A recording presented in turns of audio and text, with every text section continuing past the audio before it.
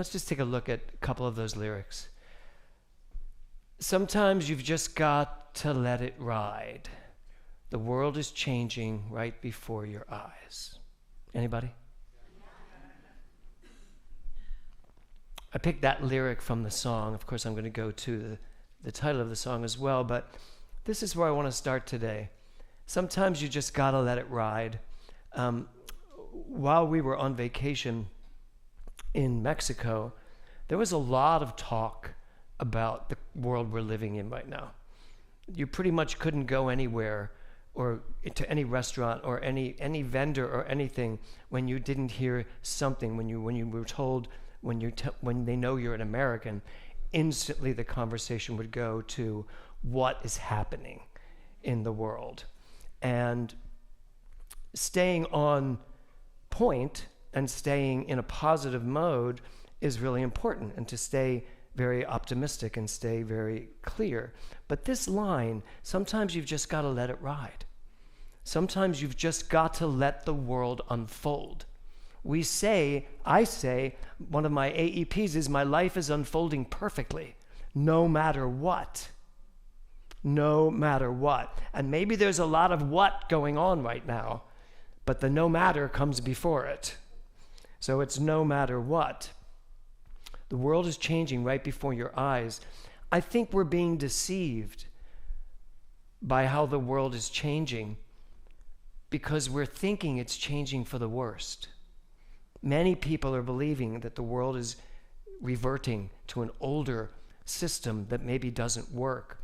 But I believe the world is changing right before our eyes. And when we know emphatically that there is only good rising to the top, then we can be allowing ourselves to sometimes, you've just got to let it ride. So I have a very interesting message to give today. The title of my talk is Dead or Alive. And if you look at this picture, you can see it. Same flower, same tree, different life cycles. When I was looking for what I wanted to talk about today, I came to this idea of, how am I using my mind? How am I really using my mind when it comes to blessings? Do I spend my time being grateful for everything in my life, or am I spending my time with the grievances that come up about my life? And most of us would probably say, wouldn't you say, we kind of do half and half. Or sometimes we're happy, sometimes we're unhappy. And we let that be the way of life, that's how we live. But it's not. It doesn't have to be how we live. Things get our attention, but did you hear what I just said? They get our attention. Our attention. If something gets my attention, I have given my attention to it. Because it's getting my attention. It's not getting Steve Rayband's attention, unless it's getting your attention, which then again, it's your attention. So the question is, what are you putting your attention on? What are you choosing to participate in with your mind? Because frankly, it's either going to kill you or make you more lively. You're either going to be thinking dead thoughts that do nothing for you, or you're going to be thinking thoughts that make you vibrant and alive. So that's where I want to go to today with this dead or alive. It's funny because when they talk in the Westerns about, bring me that guy, I don't care, dead or alive. Well, that's the way the universe works, folks. The universe doesn't care if you use your mind to kill yourself mentally or if you use your mind to be creative. It doesn't care. It reacts accordingly. It just doesn't care. So, this month, I'm going to invite you to spend the month in one of these two consciousnesses, right? Blessings versus grievances. Now, I'm not saying you may not have a grievance, but what do you do with it? So the real question I want you to ask this month is, are you willing to pay way more attention to all the blessings you have in your life, regardless of what else is going on? To really tip the scale onto that place where all you are doing is thinking from a perspective of what is good. What is good in my life? What good is coming from this? What is there to know from this? So, dead or alive, the impersonal universe doesn't care because each reality is just your use of this very alive thing called energy. So, everything is energy. That's all it is. And we can say, it's funny, we were in the ocean the other day and it was a very strong undertow and I just could not figure out how to stand up. Every time I took a step, something came in and swirled around me and knocked me over until I get so far out that it's over my head and now it's okay. But now most of you know, I don't like it over my head. I like to feel the ground. So then I'd back up to feel the ground and get knocked over. And I said, Scott was very close by. Scott Anderson, one of our members, was very close by, floating very effortlessly in the deep. And I got up and I said, this is so bad. He went, we try not to say bad. He said, in Landmark, it's not bad or good. It's just constructive or destructive. I said, then it's freaking destructive. This ocean is really, it's not what I'm looking for. I had so much sand in my bathing suit. I was like, this is ridiculous. I kept getting knocked down. And then I backed myself up and I just stood up there. Got onto the shore and just watched the ocean. Everybody was having such a great time. And I started thinking to myself, it's interesting.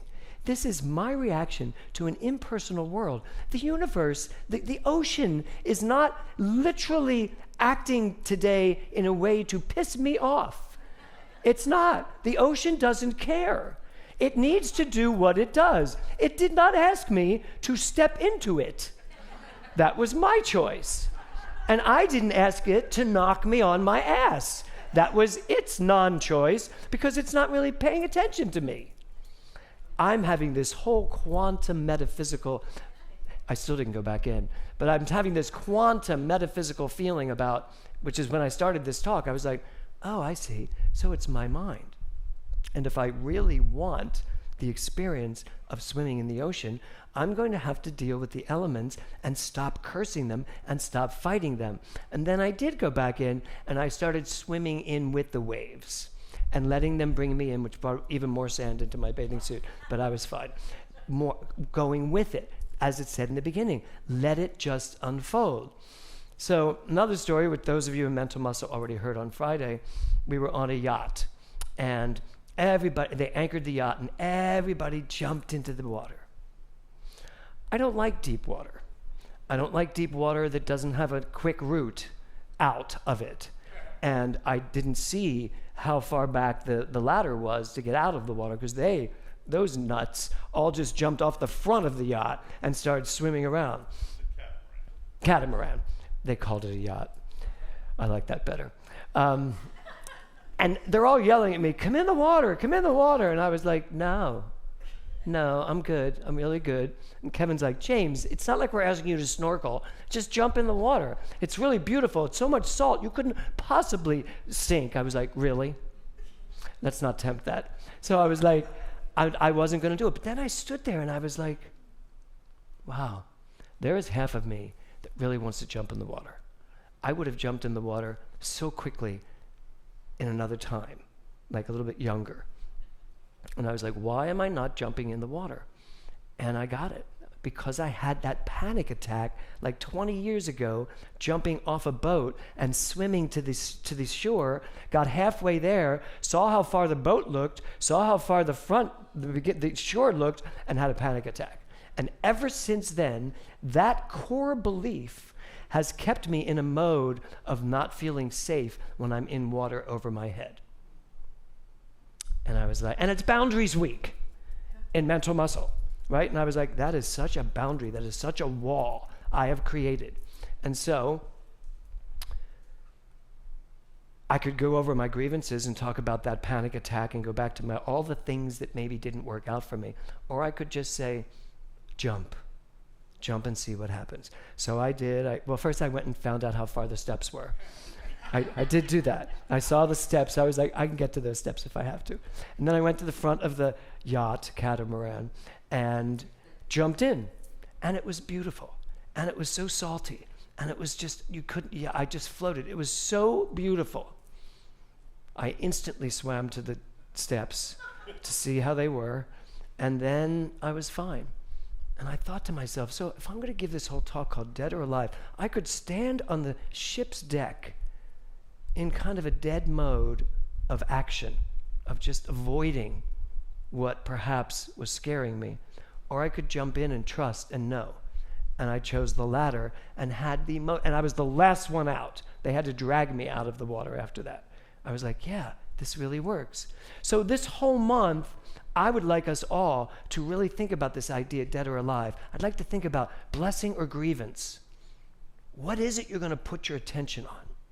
Because whatever you put your attention on, that's what's going to expand. So the second part of my talk is about this gentleman, Brother David Steindl-Rast. Anybody know him? Okay. He is a 99-year-old Benedictine monk. He was born in Austria. He was of German descent and a quarter Jewish. In World War II, his family almost starved. They didn't know that he was quarter Jewish, so they brought him into the German army where he did not do any active duty, and then they emigrated to the United States, where he then became a Benedictine monk. And he actually served for 15 years in the Monterey Peninsula here in California in a Benedictine monk monastery. And the reason why he came up was because a quote of his came up. And when a quote comes up that I'm looking for and I don't know the person, I go to look up the person. And I was just bawling reading about this 99-year-old monk who is still so active, so lively, so into his mission of understanding what religion is. And he says, religion is like a volcano. It is fire. It bubbles up and it boils over, and then it's truth. It's a mystic wisdom, and it's boiling over religion. And then as it hits the top, it starts to calcify and gets thicker and thicker until by the time it reaches the bottom of the volcano, it's nothing but rocks. He said, which is what religion is. He says, it becomes to the point where you have all of this deity that is used whether or not it's applicable or not. And then he talked about, he's Catholic, obviously, and he talked about all the ways religion traps us into thinking, this is what it's supposed to be, this is what it's supposed to be. And he's like, no, what it's supposed to be is the fire from whence it came. And boy, that got me. Because what does Ernest Holmes say? The fire in the belly is what we are after. The fire in the belly is what creates your life, your passion, your truth, not the truth, because that all just becomes religiosity, and it's not meant to be anything other than stones laying on the ground that don't serve you unless they serve you. So that's this gentleman. Here's his beautiful quote. He says, "The human response of gratitude is a part of a religious worldview and is essential to all human life." So our month of blessings really is about, are we going to take the time this month to go back to the fire, go back to that which brought the volcano forward? Are we going to go back to that side of us, that thing inside of us that is just dying for us to jump off and not be afraid and not be stopped by all the calcification of our past beliefs, our past experiences? Yeah, they happened. Yes, I did have a panic attack in the middle of St. Bart, and I was snorkeling at the time, and I threw every ounce of snorkeling thing off of me, lost it all. The poor guy was like, why didn't you carry it back? I was like, carry it? I was swimming. I was drowning. He said, you weren't drowning. You were right there. I was like, but I thought I was. So everything went away, and once I was stripped completely off of everything, I could swim back calmly. I'm suggesting we strip everything off this month. Get rid of all your grievances. Get rid of all your unforgivenesses, Robbie. It's time. Finally time, yeah? Yeah. You can make another list next month. But this month, yeah. But just get rid of it all and come back to that place where you only see what's blessing you. He says this. Do you love that face? So listen to this quote. It is not happiness that makes us grateful. It is gratitude that makes us happy. Now just think about that. It is not happiness. I'm not happy because I'm not grateful because of all the happiness I have. No, I start with gratitude and now I'm happy because I'm so grateful. And why I went looking for this picture. I had to put into my picture thing as a baby finished eating happy. And this is one of the pictures I got. And it was like, that baby is not happy because it got what it wanted. It's happy because it's living what it wants. It knew it was hungry. It ate. It also didn't care what it looked like. Clearly. You remember when your kids looked like that, Tiffany? Do you still look like that? Okay. So let's go to neuroscience for a moment, shall we? I don't know if you can read that. Oh, yeah, you can. You're right, Kev. It's a little harder. Okay. So here's what happens every time you are happy. So, I always love to know what's the science behind this for the brain. Like, what is your brain doing when you're happy? So, number one, when you are grateful, when you have blessing on your mind, you have an increased activity in the prefrontal cortex associated with positive emotion and decision making. Do you know, and I kept following this, a grateful mind is more decisive? The happier you are, the more grateful you are, the more you recognize and acknowledge the blessings in your life, the quicker you make decisions. Because your mind is in a much more fluid, open place. That's number one. Number two, it decreases stress-related activity in the amygdala, lowering anxiety and emotional reactivity. So the more you focus on the blessings of your life, the more you focus on being grateful for what is in your life, the less reactive you're going to be. How many of you would like to be less reactive with the world around you right now? I mean, just look at the world around you, right? We're reacting way too much. And the last thing here, I think it's the last one, it might be 4, strengthens the neural pathways associated with joy, optimism, and resilience.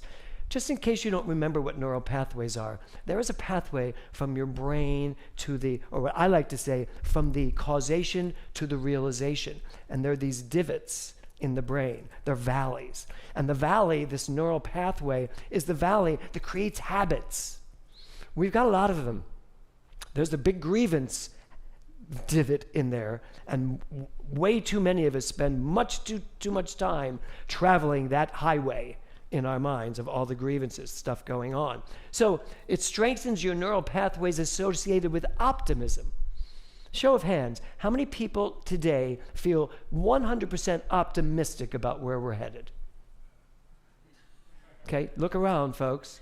There is 1, 2, 3, 4, 5, 6 hands. I would put mine 7. I am optimistic. But why am I optimistic? Because I spend most of my time in delusion, which is what most people call religious science. Just to be clear, we're deluded. We only see the good. We only see what's positive. But I spend most of my time believing that. I absolutely believe that. So my neural pathways are in pretty good shape. And you know what? When our daughter decided to leave 7 years ago, if I didn't have those neural pathways in place for understanding that there is good in everything, I would not be standing here today. Because that is the worst thing I could have ever imagined in my life, and still today, it's the worst thing I could ever imagine in my life. And yet, I'm standing here. And I know she's wherever she is. So it is about faith. It is about understanding the mind in a very powerful way.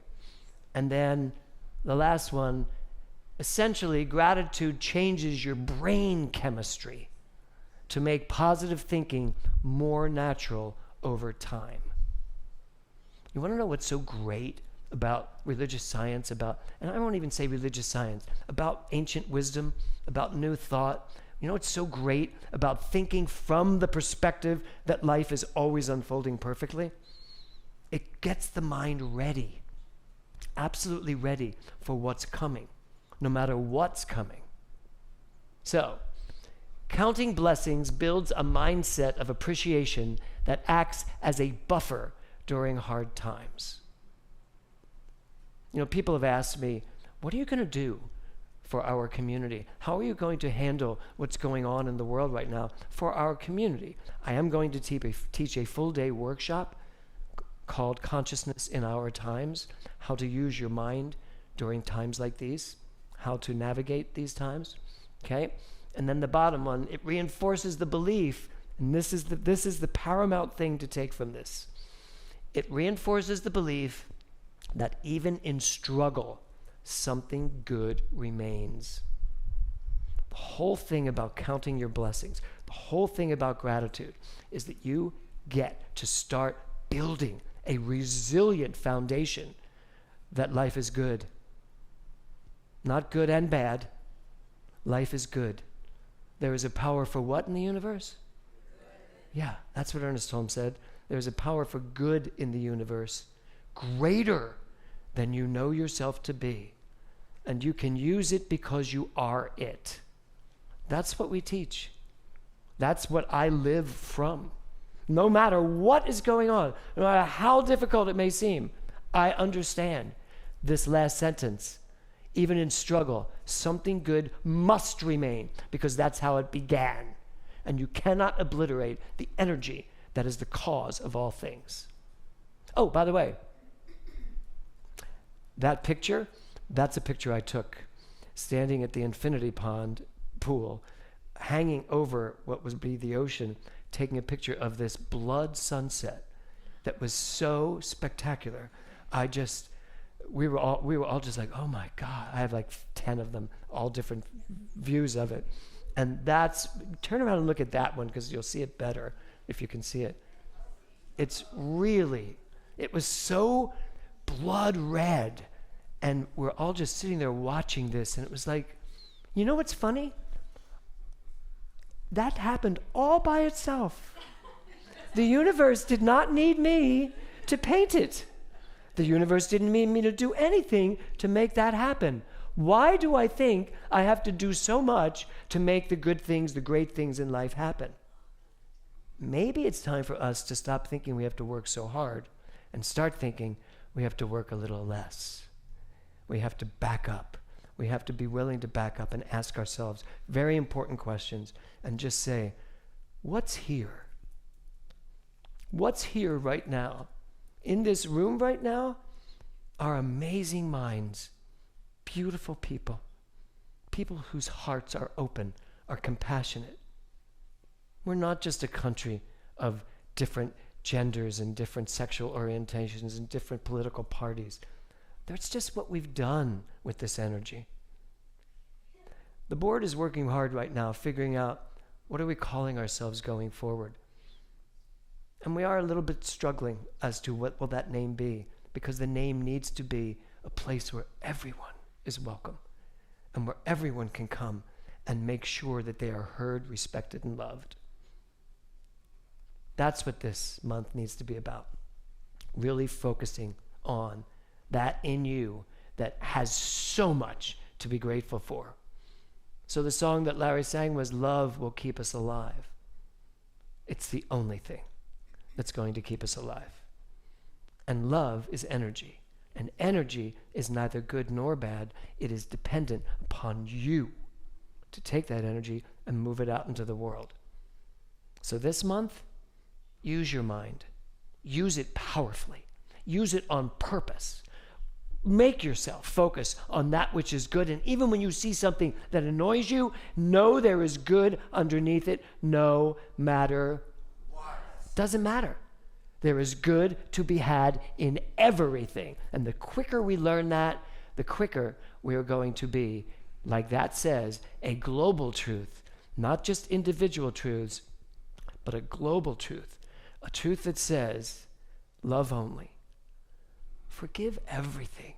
But most importantly, remember who you are. Namaste.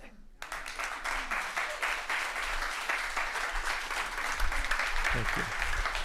Thank you.